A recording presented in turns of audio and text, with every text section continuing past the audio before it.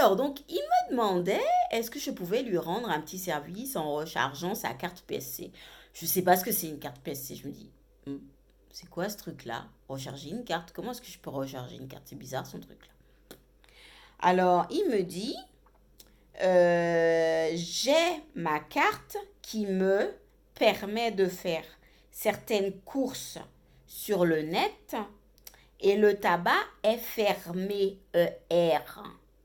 Donc, je ne peux pas me recharge la carte. Alors, j'aimerais savoir si tu peux acheter une recharge pour moi. Je te les rendrai. Et là, ben, hey, j'arrive à ma voiture. Je rentre chez moi. Il est super tard. J'ai passé une bonne soirée avec ma collègue, mais je bosse le lendemain. Faut que j'aille dormir. Je pense que c'est mieux, hein.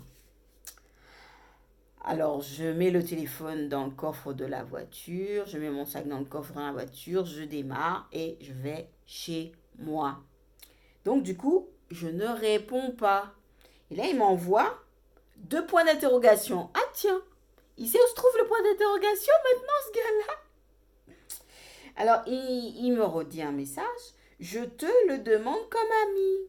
Alors, moi, je rentre, je vais aux toilettes et puis après, je me dis, tiens, je vais quand même continuer la conversation. Je réponds. Et je réponds, pardon, Jean, je ne pouvais pas répondre. Jamais se justifier, hein.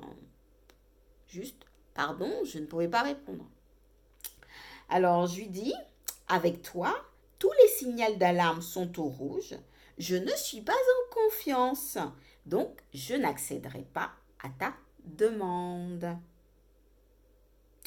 Donc, le lendemain matin, il me répond, ok, merci. Voilà, le gars, il est toujours poli, toujours correct. C'est bizarre ça. Alors, je me dis, tiens, je vais en parler aux collègues. Alors, toute fière au boulot, j'ai dit, bonjour tout le monde. Et puis, j'annonce que il y a un gars qui m'a demandé des sous. Mort de rire, parce que je sais très bien ce que ça veut dire quand on vous demande de l'argent. Alors, moi, donc j'en ai discuté avec des collègues, avec un collègue en particulier. Et je lui ai dit, moi, ce que je voudrais essayer, c'est récupérer la photo et faire un Google Search, un Google Images, pour voir si cette photo, elle existe quelque part. J'ai essayé ce soir en rentrant.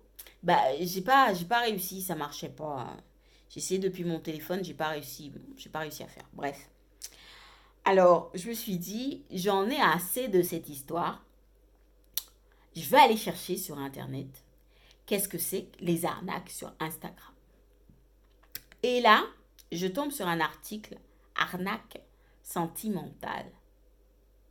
Et je lis l'article et je vois ce qu'ils expliquent. Et donc, je reprends le fil de la discussion. Je me dis, eh ben voilà, ça y est, j'ai trouvé l'info que j'attendais.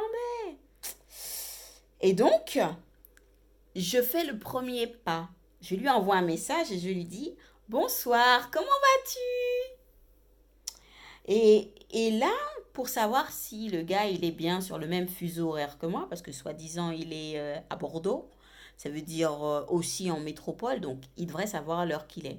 Alors je lui demande, il est quelle heure? Mon téléphone déconne et je n'arrive pas à le régler correctement. J'ai un rendez-vous à Toulouse et j'ai peur de rater mon train. Pourrais-tu m'aider, STP? Donc en fait, j'essaie de mettre un message un peu appel à l'aide, un peu vas-y, réponds-moi, je suis pressée, tout ça, quoi.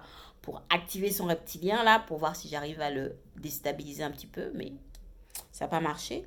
Et donc, il répond pas tout de suite. Je dis, oh, flûte, bon, bah, s'il répond pas tout de suite, ça va pas le faire. La suite, dans une prochaine